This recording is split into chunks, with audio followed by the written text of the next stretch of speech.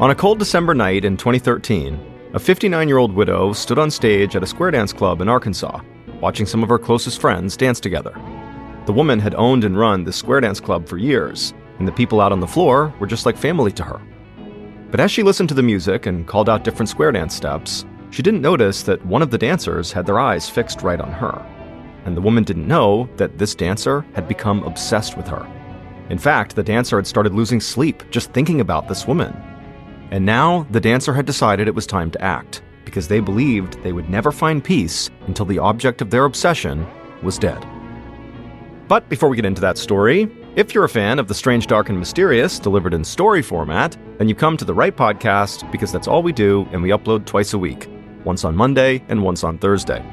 So, if that's of interest to you, please offer the follow button a nice, refreshing cup of water while they run a marathon, but don't tell them you've replaced the water with Colite. Okay, let's get into today's story.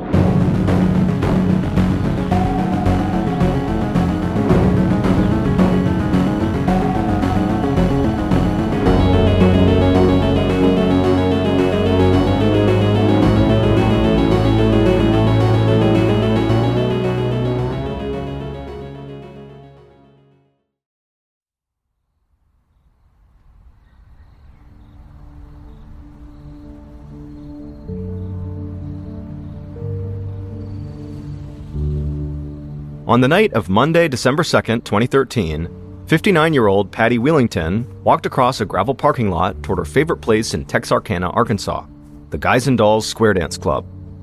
Patty was the owner of the club, a spot where club members from town got together each week to socialize and square dance, which is a traditional type of partner dance that had once been extremely popular in the American South and West. Patty had managed the club for years with her husband Ray, but Ray had died a year earlier, leaving Patty to run things on her own with some help from the most dedicated club members.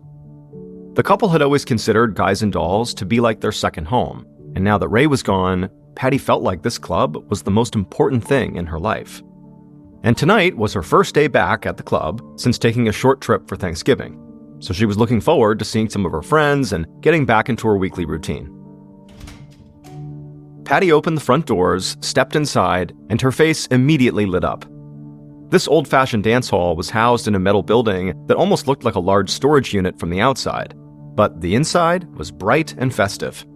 String lights and decorations hung along the walls, and Patty saw a group of older women dressed in colorful western skirts and petticoats, and older men wearing their cowboy boots and hats. And everybody was socializing and laughing and having a great time while filling up their paper plates with food. The moment Patty walked inside, the club members turned, saw her, and shouted hello, and some rushed over to greet her like she'd been away for months. They told her they'd been anxiously waiting for her to come back because they hadn't known what to do with themselves while the club was closed over the holiday. She told them how much she missed them too and thanked them for getting everything set up for the night. As she talked, Patty heard somebody calling her name. She looked over at a long table lined with food, and she saw two of her closest friends waving to her. They were Phyllis Neighbors and Virginia Hyatt. Patty went over to the table, and the women hugged each other and talked about their Thanksgiving holidays until Patty noticed it was almost time to start the night's dance. Patty walked across the dance hall, got up on the stage and tapped the mic, and then welcomed everyone back to the club. And immediately, everybody cheered and took their spots on the dance floor with their partners. Well, at least almost all of them cheered. As Patty looked out from the stage, she noticed one of the couples whispering to each other while pointing her way. Patty almost tripped over her words as she began wondering if that couple was talking about her. But she quickly caught herself and figured she was just reading too much into it. So she wrapped up her welcome back speech and then led club members in saying the Pledge of Allegiance, which they did every time before they danced together. Once the pledge was finished, Patty, with a huge smile on her face, started the music and kicked off the dancing for the night. And as she watched everybody out on the dance floor, this sense of almost complete calm came over her. She knew most people would laugh at her for thinking this, but she believed being up on the stage and running this square dance club was her true calling. It was a way for her to give back to her community and to help the people she loved continue to thrive.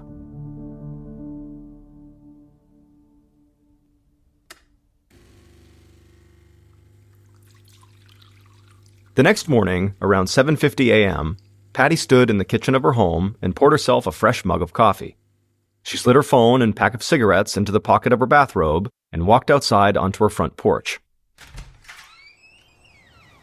A blast of cold winter air immediately hit her, so she pulled her bathrobe tighter across her body, sat down in a swivel chair, and set her coffee on a small wooden table and lit a cigarette. Now, in the past, on a cold day like this, Patty would have very likely just smoked inside of her home. But more than 5 years earlier, a raging fire had ripped through her home and destroyed half of it. Now, the blaze wasn't caused by a lit cigarette. In fact, the fire had started while Patty and her husband Ray weren't even at home. But they had hired a good friend of theirs from the Square Dance Club, who was a contractor, to restore their house, and he'd done such an amazing job overseeing the construction project that the house looked almost brand new. So now, Patty would never risk lighting a cigarette inside, no matter what the weather was outside. Patty smoked her cigarette and sipped her coffee, and just when she started to feel like she was really waking up, her phone rang. She put her coffee down and grabbed her phone out of her pocket. She looked at the caller ID and saw it was one of her many friends from the dance club, so she answered it. A few minutes into the conversation, Patty heard a car slowing down just beyond the trees at the edge of her property that isolated her house from the main road. Patty's friend kept talking on the phone, but Patty was no longer listening. She heard the car turning up her long gravel driveway toward her house, and she wondered who would be visiting so early without telling her they were coming by first. Patty watched as this car emerged from the trees and headed straight towards her. And as it did, Patty immediately told her friend on the phone that she'd just have to call them back.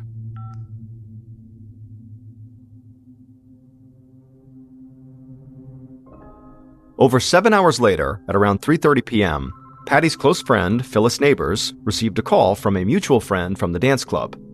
And as soon as Phyllis answered the phone, this mutual friend said he was very worried about Patty. Patty was supposed to pick him up to take him to a doctor's appointment, but she had never showed up and was not returning his phone calls, and this was totally unlike her. Over the next hour, Phyllis tried to reach Patty several times without any success. So eventually she called another friend from the club, Barbara Ricketts, and told her that she couldn't get in touch with Patty and she had this bad feeling that something might be wrong. Barbara said she had also been trying to get in touch with Patty and had not been able to reach her all day. And so at this point, Phyllis said that she was just going to drive out to Patty's house to see what was going on. But Barbara told Phyllis to hold on a minute and stay put and wait for her. She wasn't letting her go out there alone. By the time Phyllis and Barbara finally got to Patty's place, it was starting to get pretty dark. Barbara drove slowly and carefully up Patty's long gravel driveway because the light coming from inside Patty's house was actually the only thing guiding her way toward it. She parked right behind Patty's car, and the two women got out and started walking toward Patty's house. When they got close to the porch, they noticed something lying at the foot of the front door. Phyllis squinted and thought it looked like a bunched-up rug. Phyllis climbed onto the steps to get a better look at the object, and when she reached the middle step, she suddenly froze. And then she gasped and quickly turned her face away. She stumbled back down the steps, grabbed her phone, and dialed 911.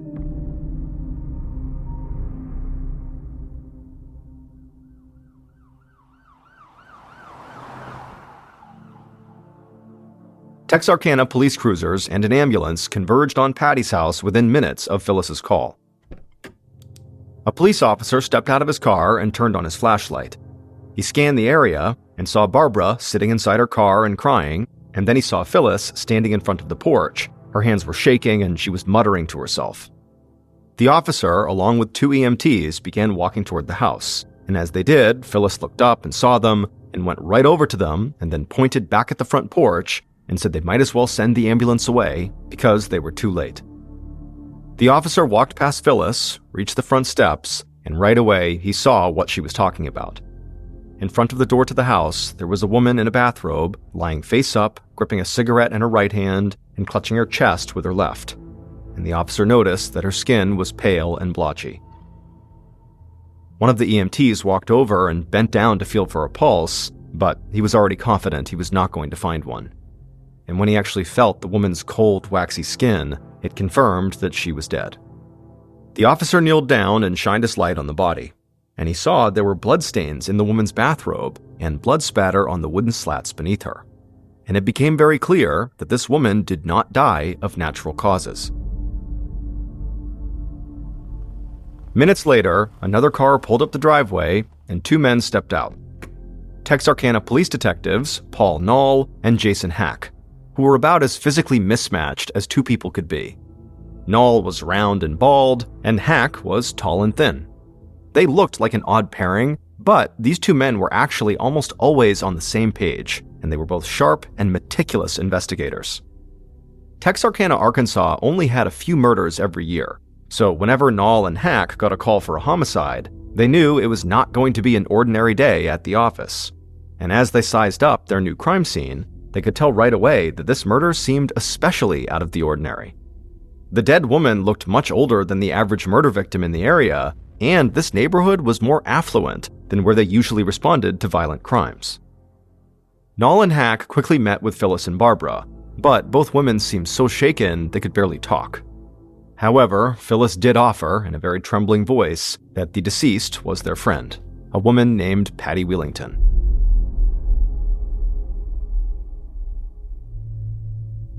Hack looked at the time and figured he should start canvassing the neighborhood while the neighbors were still awake.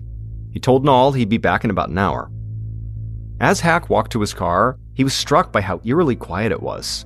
Even during the drive here, he had noticed how the woods seemed to isolate everything and how much land there was between each house. And as he pulled out onto the road to begin his canvassing, he didn't feel optimistic that any of Patty's neighbors would have witnessed anything. Meanwhile, Noll stepped onto the front porch and began examining Patty's body and the area around her, trying to make sense of what had happened. For Noll, there was no mistaking the 5 small, perfectly round wounds on Patty's body for anything other than gunshot wounds. He observed a bullet hole in the swivel chair where he guessed Patty had been sitting, and then another bullet hole in the bedroom window directly behind the chair. It looked as though the first shot was fired while Patty was seated, and it missed her. He then noticed another bullet lodged inside the front door of the house, which looked like yet another missed shot. Noll took a step back, trying to picture the crime as it happened. He looked down at Patty and saw the cigarette wedged between her fingers, now burnt down to the filter. He noticed the way Patty's body was positioned, face up with one knee raised, and Noll visualized Patty leaping up from her chair after the first shots were fired and desperately trying to retreat into her house as more bullets hit her until she collapsed onto her back. From how quickly it looked like things had unfolded, and how the gunshot wounds appeared to have been fired from close range, this crime looked very intentional. It seemed like whoever had killed Patty had showed up on a mission, like they'd come here to kill Patty. Noll looked through the hole in the back of the swivel chair, and then repositioned himself until he could see through the hole in the chair and also through the hole in the bedroom window, both at the same time, so they're aligned. This way, he could get a sense of the bullet's trajectory into the house. And while he was doing this, headlights suddenly swept across the porch as the coroner's van pulled up to the house. The coroner got out and met with Noll, and Noll told him he was free to remove the body. So, with the help of 2 police officers, the coroner lifted up Patty's body, placed it into a cadaver bag, and carried it off the porch. With the front door now clear, Noll entered the home and went straight to the bedroom, where he found a .38 caliber slug on the bedroom floor, right where he calculated he would find it. He then began doing a walkthrough of the house, going from room to room, looking for any signs of ransacking or burglary. But nothing appeared out of place. In fact, it didn't look like Patty's killer ever entered the home. It was as if they drove up to the house, exited their car, immediately began firing, and once Patty was down, they got back into their car and drove away. Just as Noll started a search of the kitchen, about an hour after he'd arrived, his partner, Detective Hack, walked in and quickly brought Noll up to speed on what he had learned during his canvass of the neighborhood. Several of Patty's neighbors reported hearing gunshots around 8 a.m. that morning. After hearing this, Noll looked over at the half-empty pot of coffee still on the kitchen counter. He'd seen Patty lying dead in her bathrobe, and she had obviously been dead for at least several hours before she was discovered, so it definitely seemed like she'd been killed that morning, possibly around 8 a.m. But then Noll wondered why none of these neighbors had called the police if they heard gunshots that morning. Hack said he'd asked the neighbors the same question, and the explanation was pretty simple. People in that area fired their guns into the air all the time to scare geese out of their gardens or deer off their front lawns, so hearing gunshots would not exactly be cause for alarm. Then Noll started updating his partner on what he had found on the porch and inside the house as the 2 men searched the kitchen. But then suddenly, Noll stopped talking. He picked up several pieces of paper that were lying on the counter near the coffee pot. and as he read them over, he turned to Hack with a smile on his face. It looked like he had just found a huge piece of the puzzle. Nall handed over the papers to his partner, and after reading it over, Hack as well got the same look on his face. The first piece of paper was an invoice for a locksmith. Just a day earlier, Patty had paid someone to change all the locks on the doors to her house. Hack looked up at his partner with his eyebrows raised. If Patty was suddenly changing her locks at the house she'd lived in for years, it very likely meant she was afraid of someone who she knew well enough to maybe have a key to her house. Nall nodded in agreement and told him to wait until he saw what was on the other papers he had handed him. And as Detective Hack started reading those papers, his mouth fell open and he started shaking his head side to side, because what he was looking at was Patty's life insurance policy. Each of the beneficiaries listed in the policy stood to gain $20,000 in the event of Patty's death, and the last two names on the list were Phyllis Neighbors and Barbara Ricketts, Patty's friends, who also were the two women who had found her body.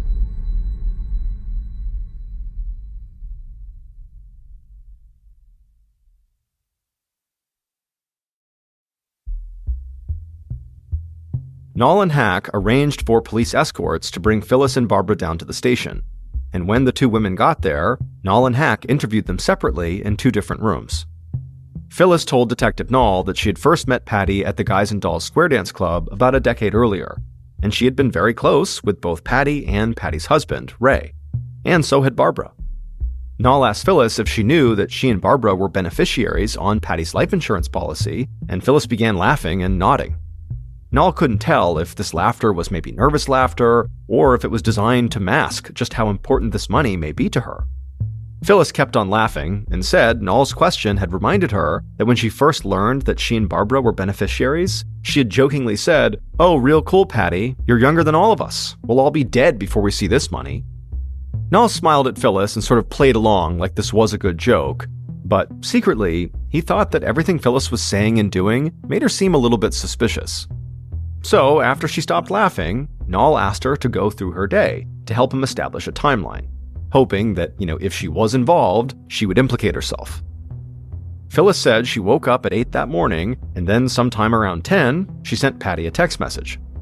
Phyllis said she didn't really think anything of it when Patty did not reply. She just assumed that Patty was still asleep, and then she got distracted when her friend came over to watch a television game show with her.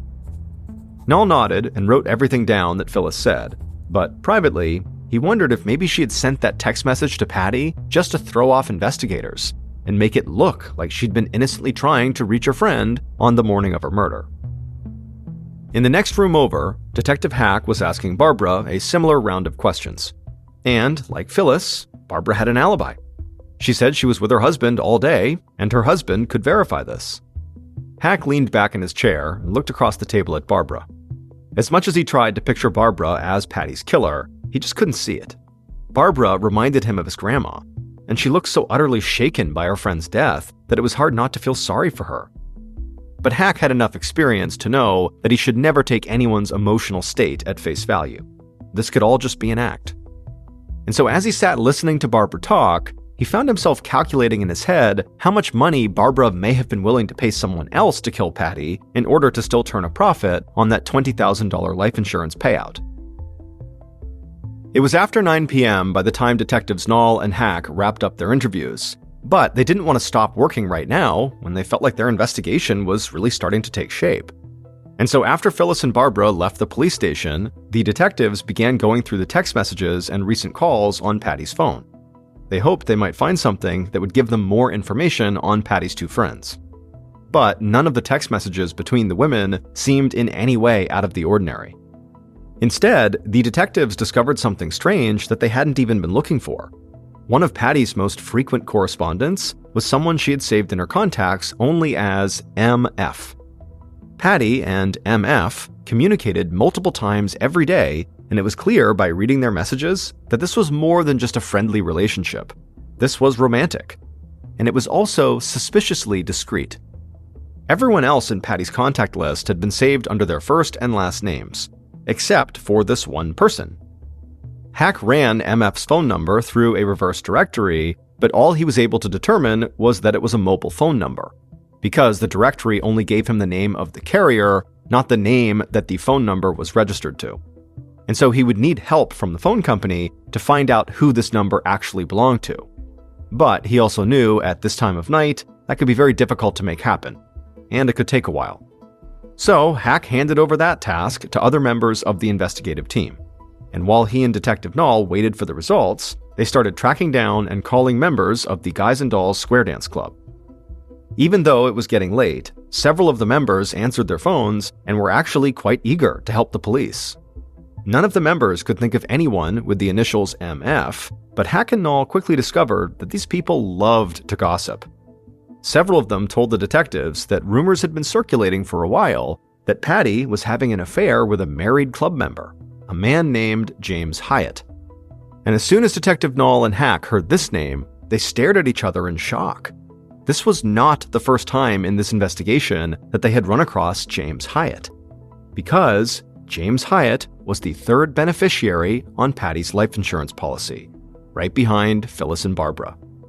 In the event of Patty's death, James, like Phyllis and Barbara, stood to receive $20,000. And so now the detectives had 3 possible suspects: Phyllis, Barbara, and James. And they also started to wonder if maybe all 3 of them had conspired together to kill Patty for the insurance money. In their conversations with Guys and Dolls Club members, Nall and Hack learned that James was married and he had known Patty for years. Patty and her husband, Ray, used to go out on double dates with James and his wife, and they had become even closer with James in 2008 when they hired him as a contractor to help restore their fire-ravaged house. In fact, Patty and Ray had trusted James so much that they had made him the executor of their wills. This definitely seemed like a guy who Patty and Ray might have given a house key to. So the detectives thought, maybe James was the person Patty had changed her locks to try to keep out. As the detectives were working through this potential theory in Nall's office, the door opened and an excited young cop walked in. He said they had gotten lucky. The phone company had been able to help them and gave them the name connected to the MF phone number in Patty's contacts. And it was a burner phone for James Hyatt.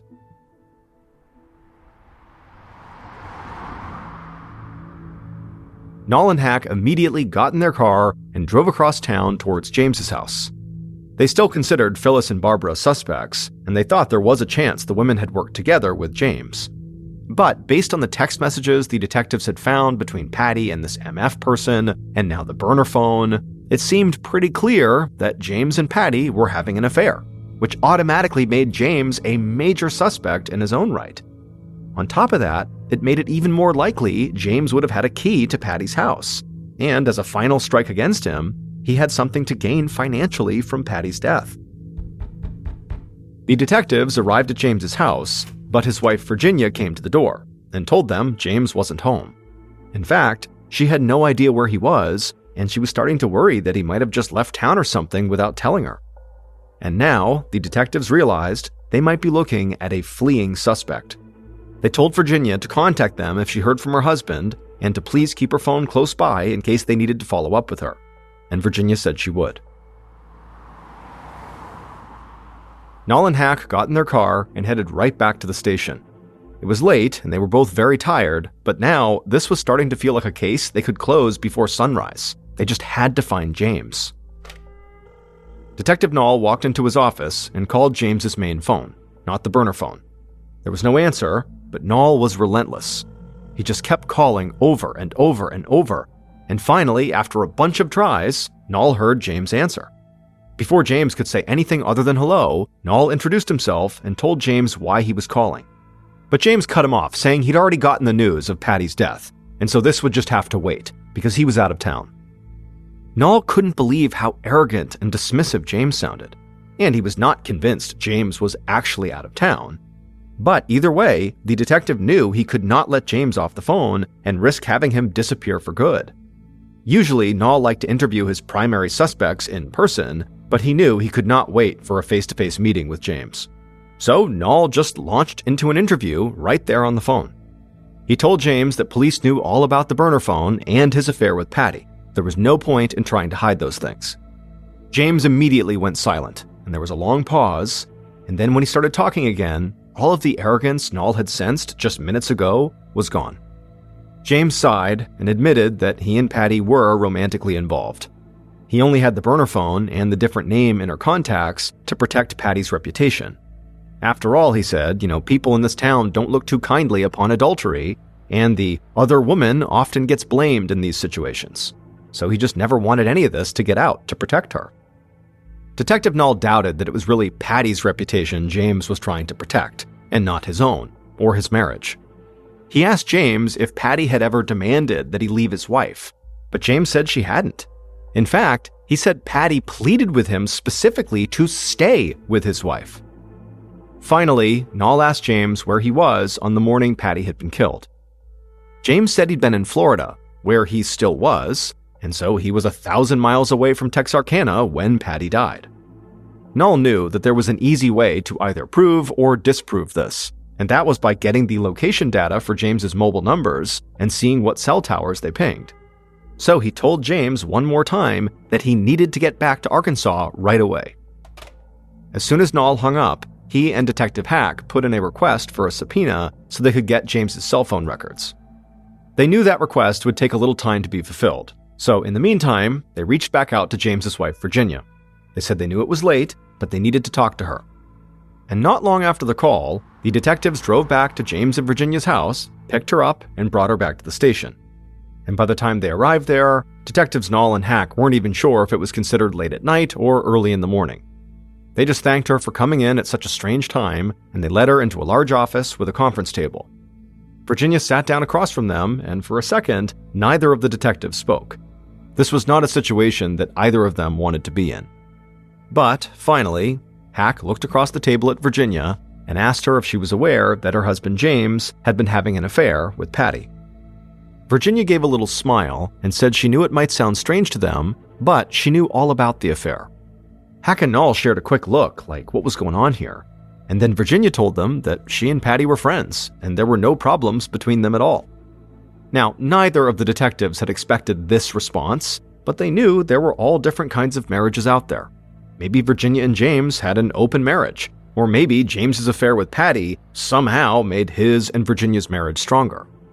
They were not there to pick apart the exact nature of this relationship, but they did think there was a chance Virginia might have information that could directly connect James to Patty's murder, even if she didn't know it.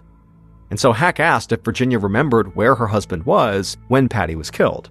Had Virginia seen James or even called or texted with him? Virginia said she hadn't seen James at all. She had woken up around 8 a.m. that morning, and she drove straight to a fast food restaurant to buy breakfast for her mother, who lived in a nursing home.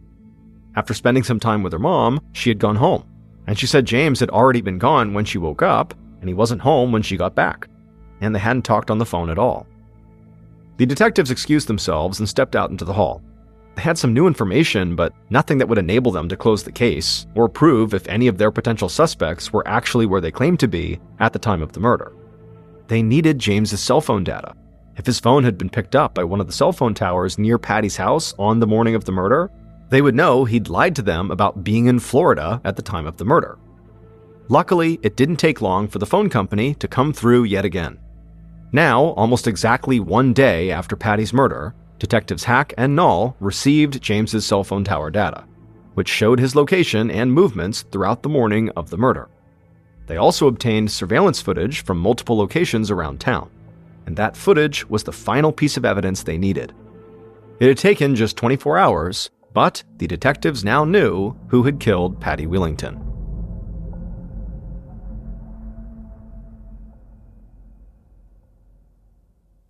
Based on video footage, cell phone data, the interviews conducted, and other evidence gathered throughout the investigation, the following is a reconstruction of what police believe happened to Patty on the morning of December 3rd, 2013.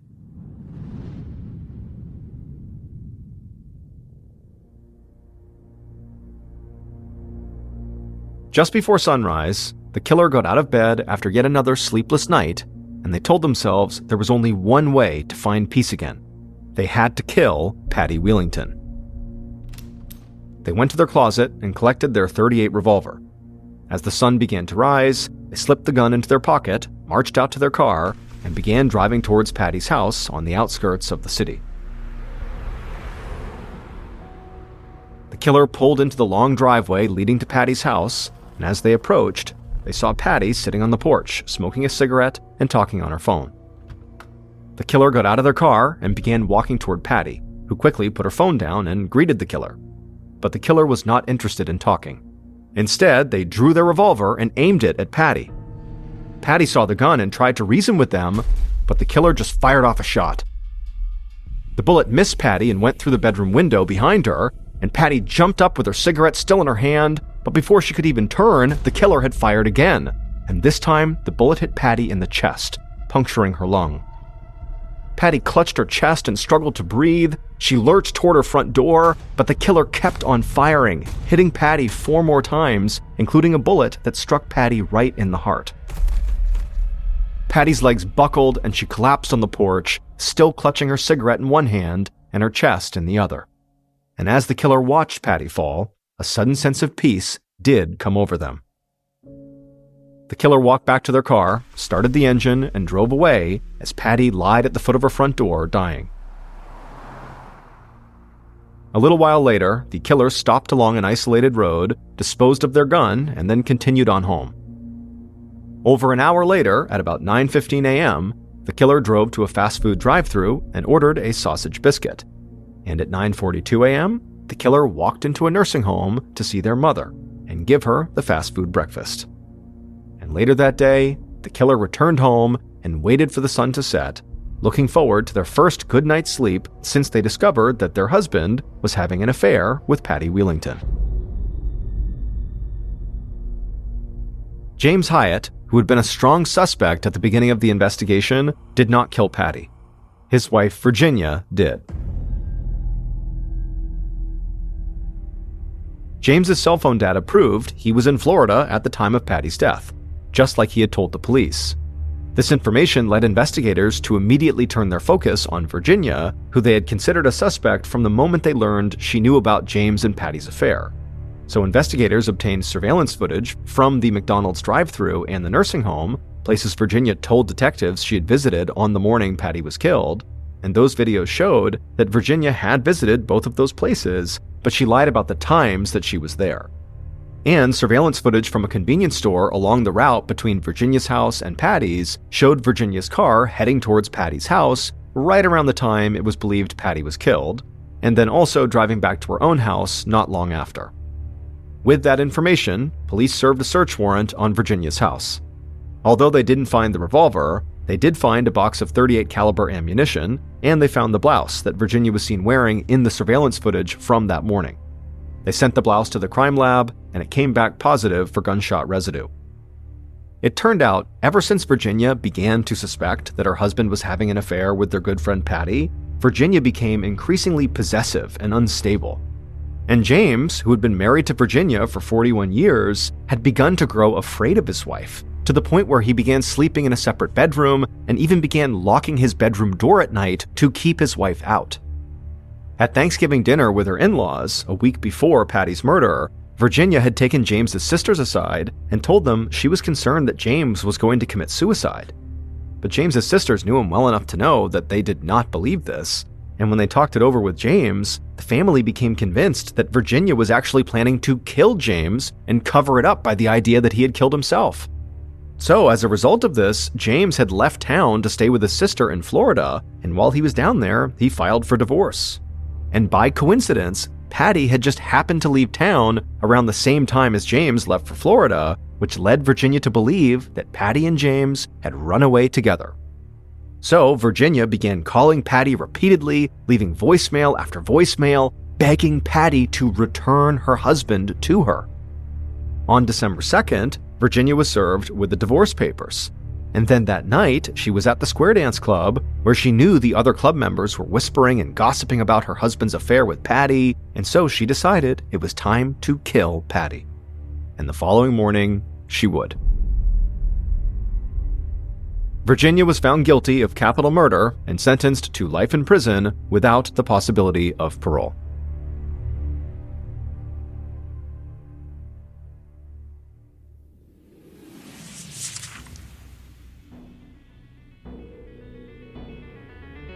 Thank you for listening to the Mr. Ballen Podcast. If you liked today's story and you're looking for more strange, dark, and mysterious content, be sure to check out all of our studio's podcasts. They are this one, of course, the Mr. Ballen Podcast. We also have Mr. Ballen's Medical Mysteries, Bedtime Stories, Wartime Stories, and also Runfool. To find those other podcasts, all you have to do is search for Ballen Studios wherever you listen to your podcasts. To watch hundreds more stories just like the one you heard today, head over to our YouTube channel, which is just called Mr. Ballen. So that's going to do it. I really appreciate your support. Until next time, see ya.